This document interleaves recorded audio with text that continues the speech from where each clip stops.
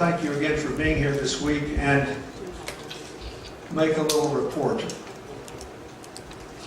I am very pleased with what has been accomplished here. And considering this is really the first meeting of its kind in Asia, I think you should all be proud of yourselves. In addition to being told what happened in public health and education and economic development and climate change and reconciliation, I got a fascinating summary of 6 themes which I was told came out of all these meetings. One is, this meeting needs to be viewed as a verb, not a noun.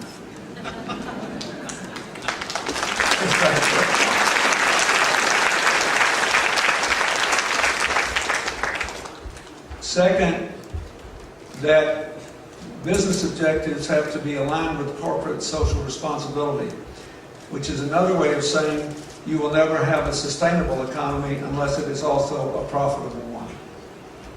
I agree with that. The third, with the bow to our friend Jet Li, is that there has to be a way to ensure mass participation. You cannot achieve the objectives you want on the contributions of millionaires alone with their money and retirees alone who have all their time free. The fourth is that inclusion is important. When people feel their differences are more important than what they have in common, in the extreme, you get what our friends in India have had to endure in Mumbai. In the not quite so extreme, you get the political crises that have racked Thailand for the last several years.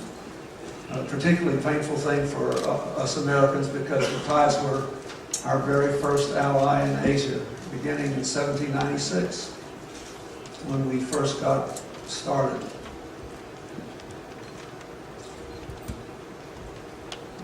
The fifth comment was, in 1,000 different ways, you have demonstrated that the only thing that will give our children the future we want to leave them is a genuine partnership between government, business, and civil society.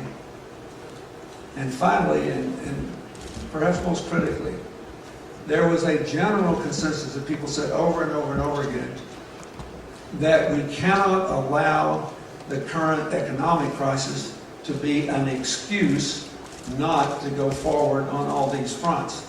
The truth is that it should cause us to redouble our efforts to go forward on all these fronts. Does anyone seriously believe that oil will be under $50 a barrel the minute the global economy starts to recover at current usage patterns?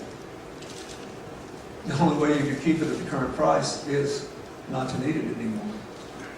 As a result of the commitments that you have made, listen to the consequences that will flow if all these commitments are kept. 715,000 children will benefit from better education. 260,000 adults will learn new job skills. Of these, 26,000 are teachers and 8,000 are healthcare workers.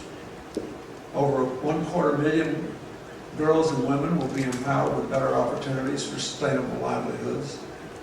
Nearly 24,000 hectares of forest land will be protected by empowering local residents to manage their natural resources. The equivalent of more than 40,000 tons of CO2 emissions will be cut. More than 700,000 people will learn to cope better with the environmental stress and natural disasters. More than 3.5 million people will gain greater access to health service.